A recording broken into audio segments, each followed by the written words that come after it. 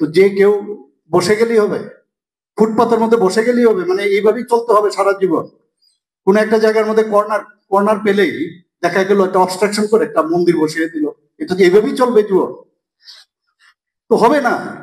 মন্দিরের জায়গায় আমাদের রাখতে হবে, যত্রতত্র হবে না। রাস্তাঘাট বন্ধ করে আমি কিছু নাম দিয়ে যে এদের যাবে কোথায়, এইভাবে তো চলতে পারে না। পরিবর্তন দরকার, সমাজ ব্যবস্থার পরিবর্তন আমাদের দরকার। শিক্ষকদের সেই দায়িত্বটা এটা বুঝতে হবে, সবাইকে বোঝাতে হবে।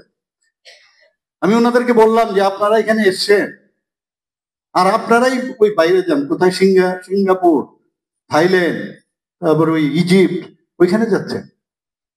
সেখানে এসে বলছেন কি সুন্দর দেখে আসলাম, কি ফাইন, আর নিজের জায়গায় এইভাবে আপনারা থাকবেন।